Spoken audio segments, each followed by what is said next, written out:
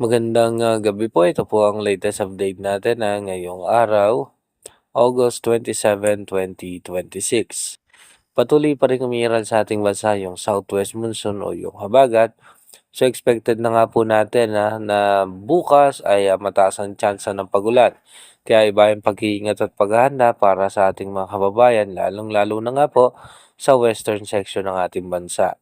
At meron nga pa tayong low pressure area dito nga po sa ating loob ng ating Philippine Area of Responsibility na yung kanyang extension ng kaulapan ay posibleng nagpapaulan din po yan sa may eastern section ng Luzon. Ganun din po sa ilang bahagi ng Visayas at ng Bicol region. Tayo naman po sa latest update ng ating advanced weather forecast ng European Center ay yung low pressure area nga po niya medyo mataas ang tsansa niya na mag-develop bilang isang tropical depression or mahinang bagyo. Subalit mababa naman ang tsansa niyan na magkaroon ng landfall scenario. Dahil posibleng dediretso nga po yan sa parte ng Taiwan at meron pang isang kasunod na posibleng bagyo yan na ang magiging target naman po ang parte ng Japan. Kaya iba yung paghahanda at pag-iingat nga po sa ating mga kababayan dahil nga po sa posibleng tuloy-tuloy na pag-ulan, bunsod nga po ng habagat. Dumako na nga po tayo sa ating advanced weather forecast.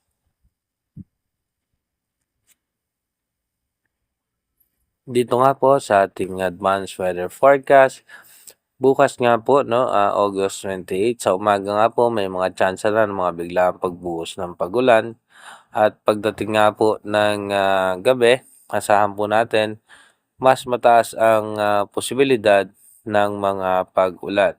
Kaya iba yung paghahanda at pag-iingat pa rin nga po sa ating mga kababayan, lalong-lalo na nga po sa parte ng Ilocos Region, dito po sa may Zambales, Bataan, Pangasinan, Cavite, Batangas, Mindoro Provinces, Metro Manila at natitirang bahagi ng Palawan at ng western section ng Visayas. Pagdating naman po ng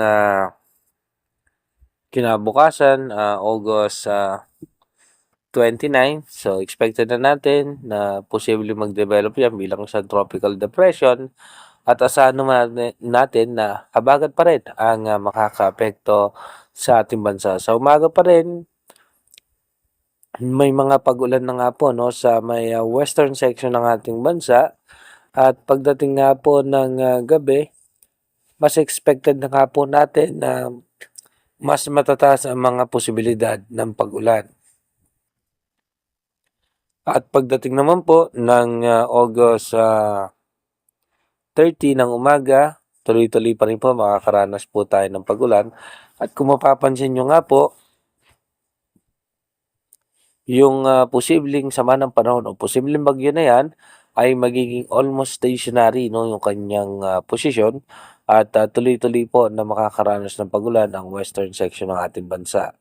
Pagdating naman po ng gabi ng August 30, mas malakas na pag-ulan ang ating mararanasan sa may parte ng Luzon at magkakaroon na nga po, no, ng panibagong sama ng panahon na nasa labas ng ating Philippine Area of Responsibility.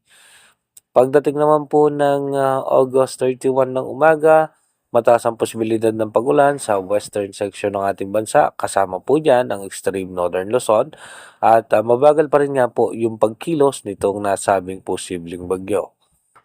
Pagdating nga po ng gabi ng August 31, posibleng ito nga po ay nasa eastern section na ng Taiwan at tuloy-tuloy pa rin nga po makakaranas ng pagulan ang western section ng ating bansa. Kaya iba yung pag-iingat at paghahanda nga para sa ating mga kababayan. Pagdating po ng September 1 ng umaga ay mataas ang tsansa pa rin ng pagulan sa western section ng ating bansa at pagdating po ng gabi, posible pong tuloy-tuloy pa rin na may mga pag-ulan tayong mararanasan. Pagdating naman po ng September 2 ng umaga, mababawasan na nga po yung mga pag-ulan at mas mataas pa rin po ang tsansa ng pag-ulan sa parte ng Ilocos Region sa umaga. Pero pagdating po ng gabi, expected natin malakas ang tsansa ng pag-ulan sa may Ilocos Region, sa may Batanes, Bataan, Zambales, Mindoro Provinces, Metro Manila, Bicol Region.